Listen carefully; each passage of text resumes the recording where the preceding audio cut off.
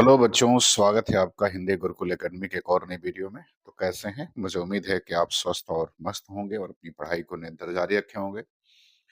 जी बच्चों, यदि आप चैनल पर पहली बार हैं तो आप इसको सब्सक्राइब करें और यदि आपने सब्सक्राइब किया है तो लाइक और शेयर जरूर करें। तो चलिए शुरू करते हैं, देर न करते हुए आज की वीडियो। पहला सवाल कह रहा है कि शेष कादम्बरी उपन्यास की लेखिका है। तो आपको ये बताना है कि शेष कादम्बरी उपन्यास की लेखिका कौन है। ए करे मृदुला गर्ग, बी करे उषा प्रेमवदा, सी करे मन्नू भंडारी और डी करे अलका सरावगी। तो आपको बताना है कि शेष कादम्बरी उपन्यास की लेखिका कौन है। तो बच्चों, शेष कादम्बरी उपन्यास की जो लेखिका हैं वो अलका सरावगी हैं। तो विकल्प डी जो है वो आपका करेक्ट हो जाएगा। तो पहले का डी जो है वो सही हो जाएगा। बात करते हैं सवाल नंबर दूसरे की। सवाल नंबर दूसरे में कह रहा है कि हिंदी के आरंभिक उपन्यासकारों में नहीं है। तो आपको ये बताना है जो नीचे विकल्प दिए हैं इसमें से कौन ऐसा है जो हिंदी के आरंभिक उपन्यासकारों में शामिल नहीं है। ए कह रहा है श्रीनिवास दास, बी कह रहा है देवकी नंदन खत्री, सी कह रहा है राहुल सांकृत्यायन और डी कह रहा है लज्जाराम शर्मा। तो आपको ये बताना है कि कौन सा इसमें ऐसा व्यक्ति है जो कि हाँ, हिंदी के आरंभिक उपन्यासकारों में शामिल नहीं है। श्रीनिवास दास है, देवकी नंदन खत्री, राहुल सांकृत्यायन या लज्जाराम मेहता। तो बच्चों, इसका उत्तर विकल्प सी हो जाएगा। राहुल सांकृत्यायन जो है प्रारंभिक आरंभिक उपन्यासकारों में शामिल नहीं है, जबकि बाकी सभी जो है वो प्रेमचंद पूर्व के उपन्यासकार हैं। चलिए बात करते हैं सवाल नंबर तीसरे की। सवाल नंबर तीसरे में कह रहा है कि शिवा साधना नाटक है। तो आपको ये बताना है कि शिवा साधना जो है वो किसके द्वारा लिखा गया नाटक है। ए कह रहा है प्रसाद का, बी कह रहा है हरिकृष्ण का, सी कह रहा है सेठ गोविंद दास का और डी कह रहा है उदय शंकर भट्ट का। तो आपको ये बताना है कि शिवा साधना जो है वो किसके द्वारा लिखा गया नाटक है। प्रसाद का लिखा है, हरिकृष्ण का लिखा है, सेठ गोविंद दास का लिखा है या उदय शंकर भट्ट का लिखा है। तो बच्चों, जो शिवा साधना नाटक है वो किसके द्वारा लिखा गया है। तो लिखा गया है हरिकृष्ण का है, अर्थात विकल्प बी जो है वो आपका करेक्ट आंसर हो जाएगा। चलिए बात करते हैं सवाल नंबर चौथे की। सवाल नंबर चौथे में कह रहा है कि मुद्रा राक्षस के तिलचट्टा नाटक में तिलचट्टा प्रतीक है। तो आपको ये बताना है कि मुद्रा राक्षस का जो नाटक तिलचट्टा है उसमें तिलचट्टा किसका प्रतीक है। ए कह रहा है यन कुंठाओं का, बी कह रहा है मानव मन की पाशविक प्रवृत्तियों का और सी कह रहा है अधिकारी वर्ग का स्वार्थपरकता व क्रूरता का और डी कह रहा है कि समाज व्यापी संत्रास्त का। तो आपको ये बताना है कि मुद्रा राक्षस में जो तिलचट्टा नाटक तिलचट्टा मुद्रा राक्षस की जो तिलचट्टा नाटक है उसमें तिलचट्टा किसका प्रतीक है। तो बच्चों, जो तिलचट्टा है वो यन कुंठाओं का प्रतीक है, अर्थात विकल्प ए जो है वो आपका करेक्ट हो जाएगा चौथे का। चलिए बात करते हैं सवाल नंबर पांचवें की। कह रहा है कि शंकर शिष्ट शेष द्वारा रचित नाटक नहीं है। तो आपको ये बताना है कि इसमें से कौन सा ऐसा नाटक है जो शंकर शेष द्वारा लिखित नहीं है। ए कह रहा है कोर्ट मार्शल, बी कह रहा है एक और द्रोणाचार्य, सी कह रहा है घरौंदा और डी कह रहा है मायावी सरोवर। तो आपको ये बताना है कि शंकर शेष द्वारा रचित नाटक इनमें से कौन सा नहीं है। कोर्ट मार्शल नहीं है, एक और द्रोणाचार्य नहीं है, घरौंदा नहीं है, अरे मायावी सरोवर नहीं है। तो बच्चों, इसमें जो नाटक शंकर शेष का नहीं है वो कोर्ट मार्शल नहीं है, क्योंकि कोर्ट मार्शल जो है वो स्वदेश दीपक का नाटक है। किसका है? स्वदेश दीपक का है। चलिए बात करते हैं सवाल नंबर छठवें की। कह रहा कौन सा अनुक्रम सही है। तो आपको ये बताना कि कौन सा अनुक्रम इसमें सही है।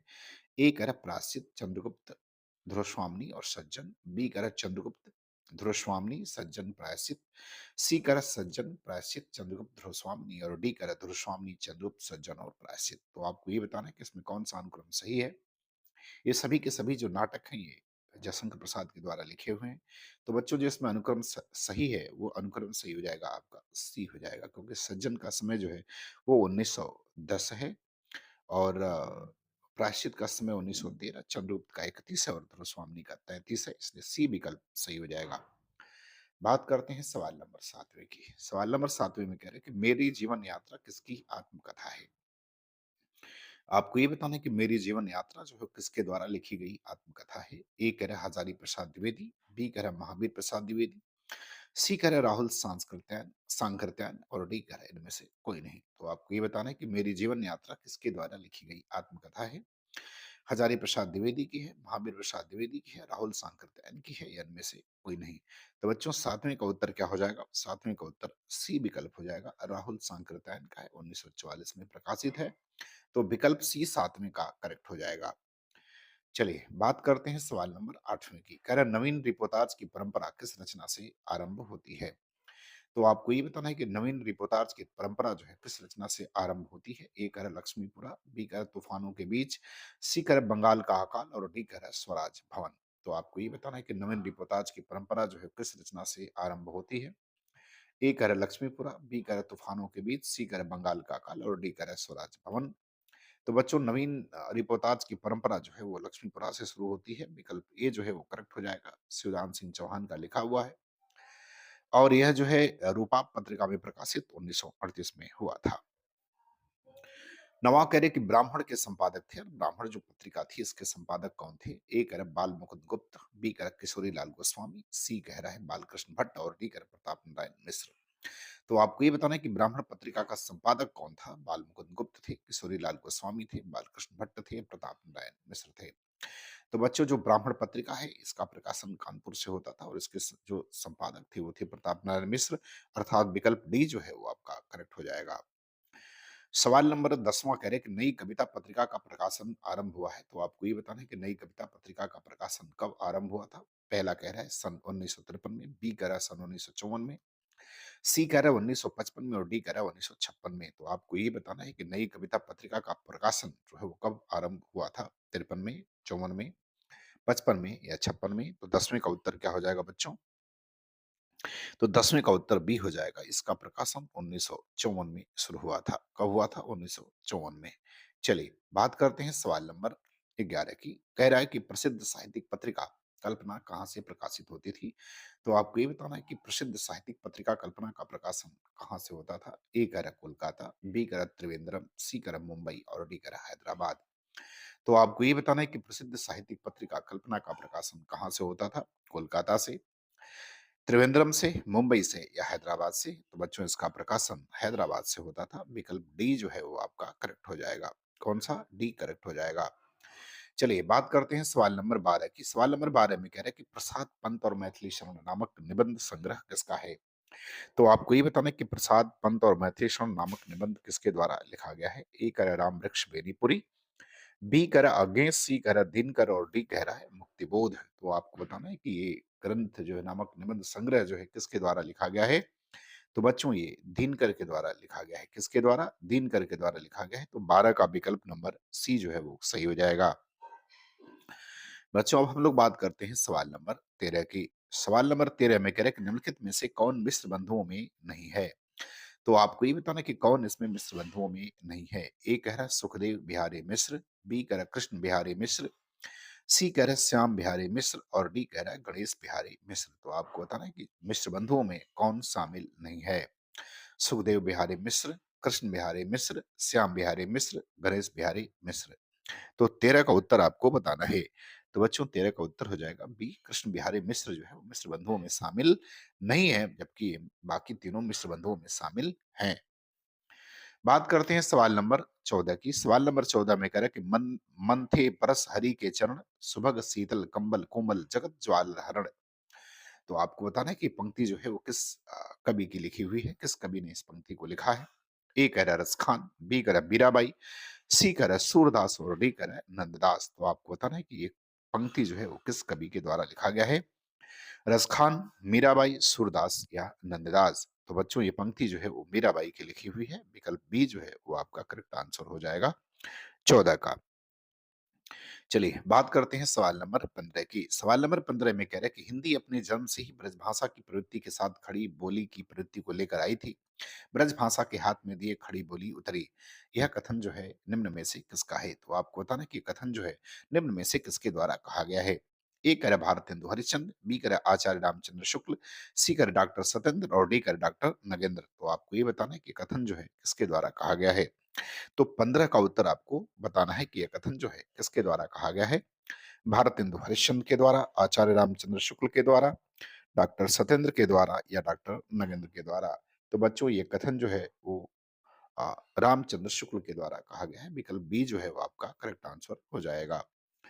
बात करते हैं अब अगले सवाल नंबर 16 की। कह रहा है कि शंख इंग्लैंड में बज रहा था, गूंज हिंदुस्तान में आ रही थी। ये कथन किसका है? तो आपको ये बताना है कि शंख इंग्लैंड में बज रहा था, गूंज हिंदुस्तान में आ रही थी। ये कथन किसका है? ए कह रहा है कमलेश्वर का, बी कह रहा है प्रेमचंद, सी कह रहा है अग्नि और डी कह रहा है हजारी प्रसाद द्विवेदी। तो आपको ये बताना है कि इंग्लैंड में बज रहा था और गूंज हिंदुस्तान में आ रही थी। यह कथन जो है वो किसका है? कमलेश्वर का, प्रेमचंद का, अग्नि का या हजारी प्रसाद द्विवेदी का। तो बच्चों ये जो कथन है, ये कथन किसके द्वारा कहा गया है, ये आपको बताना है। तो बच्चों 16 का उत्तर क्या हो जाएगा? ए हो जाएगा। ये कमलेश्वर के द्वारा कहा गया है, तो विकल्प ए जो है वो करेक्ट हो जाएगा। बात करते हैं सवाल नंबर 17 की। कह रहा है कि करुण के रस राजत्व की प्रतिष्ठापना किस ग्रंथ के द्वारा की गई है? तो आपको पता ना कि करुण रस की जो प्रतिष्ठापना है वो किस ग्रंथ के द्वारा की गई है? ए कह रहा है रघुवंशम, बी उत्तर रामचरितम, सी कह रहा है प्रतिमा नाटकम और डी कह रहा है किरातार्जुनीयम।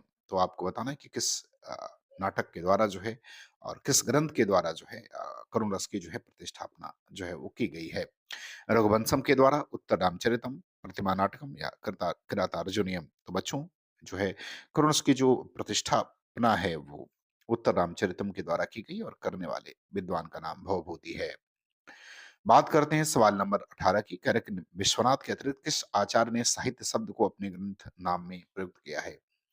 तो आपको ये बताना है कि विश्वनाथ के अतिरिक्त किस आचार्य ने साहित्य शब्द को अपने ग्रंथ नाम में प्रयुक्त किया है? ए कह रहा है भामा, बी राजशेखर, सी रुयक और डी कह रहा है आनंद वर्धन।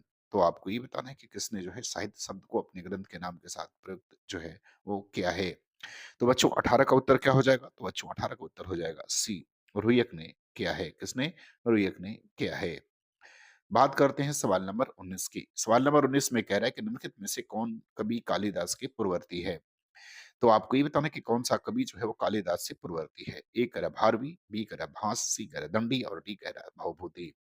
तो आपको ये बताना है कि कौन-सा कवि जो है वो कालिदास से पूर्ववर्ती है। भारवी, भास, दंडी और भवभूति।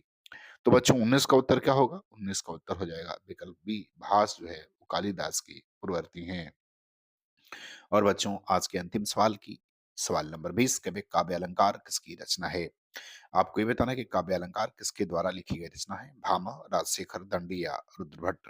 तो आपको बताना है कि ये रचना जो है किसके द्वारा लिखी गई है? सवाल नंबर 20वां। भामा, राजशेखर, दंडी या रुद्रभट्ट के द्वारा। तो बच्चों काव्य अलंकार जो है वो भामा की रचना है। विकल्प ए जो है आपका करेक्ट आंसर हो जाएगा। तो मुझे उम्मीद है बच्चों कि आपको ये मेरी वीडियो पसंद आई होगी और आपको अच्छा लगे तो आप लाइक और सब्सक्राइब जरूर करें। और हाँ, एक बात और कि जो बच्चे हिंदी विषय साहित्य से टीजीटी और पीजीटी की तैयारी कर रहे हैं तो संभवतः उसकी परीक्षा जो है वो जनवरी के मध्य में हो। तो आप जो है अपनी तैयारी में लग जाइए। धन्यवाद।